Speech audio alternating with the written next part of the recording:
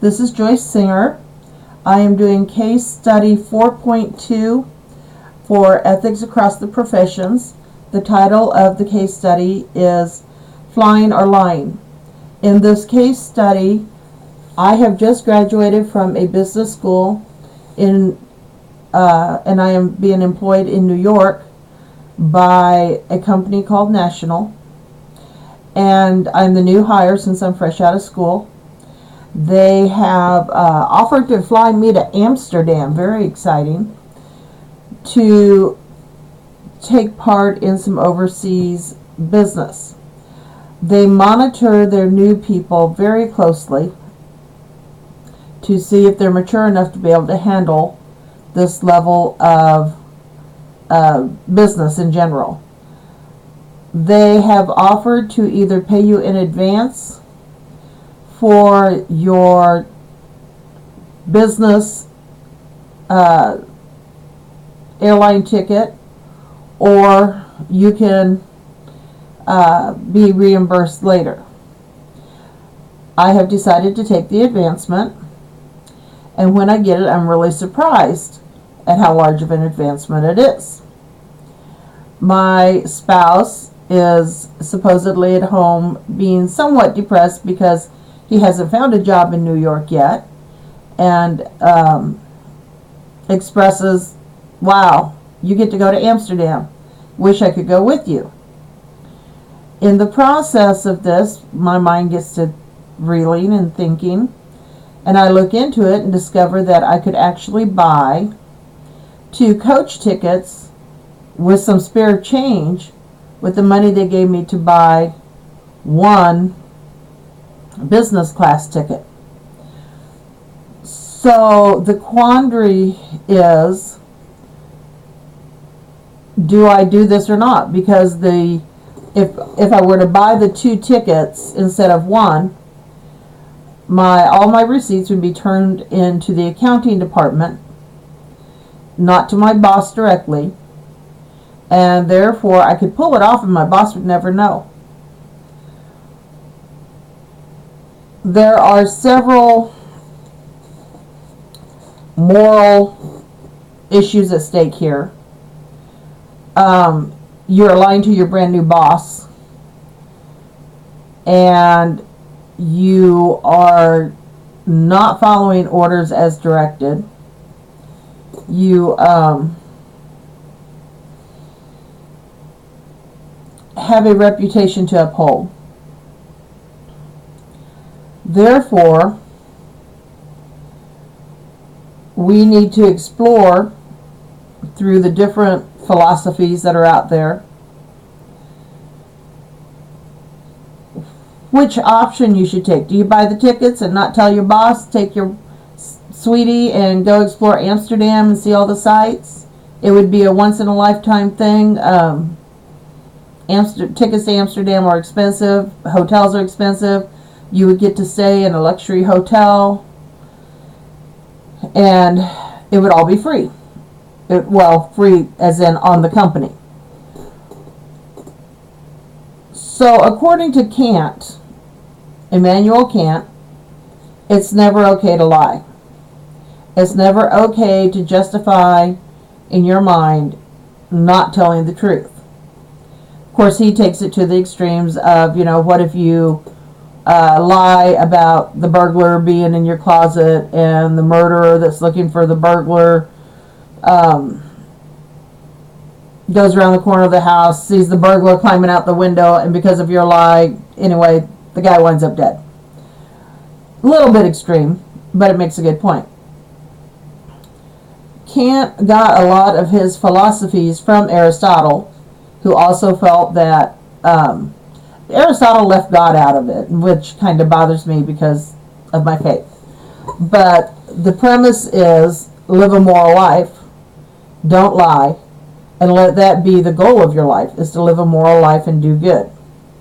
And that if people left alone to make right decisions, they will ultimately make the correct decisions. So, according to Kant, if it's never okay to lie, and he takes it a little further, he explains that in the process of lying, you're stealing a person's right to make a choice. You're stealing their freedom. Because who's to say that if I went to my boss and I said, hey, look, I can get 2 tickets for the cost of 1 and save the company a little bit of money. Do you mind if I take my spouse? The boss may go, sure, not an issue. You go right ahead. You do whatever makes you happy. But also at the same time, there's a choice of the boss has the right to make a choice of him saying, no, I don't think that's a good idea because ... It could be the liability issue. It could be, I want you totally focused on business. I don't want the distraction of your spouse being with you. It could be, this is a networking thing. We need to just be networking with other business professionals, not sightseeing Amsterdam with your spouse. There might be a reason, is what I'm saying. So you really have no right to take that decision away from him. Not to mention the fact that they are watching their new hires to see who has the maturity level to be able to work for them. Because this is an up and growing company, it's a huge company, and you can't be acting, you have to leave your college days behind you, you have to leave your high school days behind you, you have to start acting like a professional. And it might be that even though you think you're not going to get caught because accounting is a totally different department, they may have flagged your tickets to be evaluated, or your receipts to be evaluated, to see what you spent your time doing. Were you sightseeing when you should have been networking? Were you charging things to the company you shouldn't have been charging? And in the process of all that, it would come to light that you bought the 2 tickets, which might not have even been an issue if you had gone to him to begin with. But because you lied about it, now your job is in jeopardy. Your spouse does not currently have a job, and you're going to put your job in jeopardy by lying. So once again, as Kant says, a lie will always bite you in the hiney. You cannot tell a lie and expect good results. The old saying, liars never win. There's more truth to it than we know. So in essence, what we need to think about is this guy, let's say I'm making $50,000 a year as a new hire at a big insurance company with my business degree. And your spouse is unemployed. Do you want to risk your $50,000 a year job by telling an untruth, a partial truth, leaving out the truth, just simply not telling anything to anyone? That's still a lie. And take a chance of not only is your spouse unemployed, but now you're unemployed too. And you're in New York, and you're just basically out of luck. There's no other way to put it. I can think of some ways, but we won't go into those.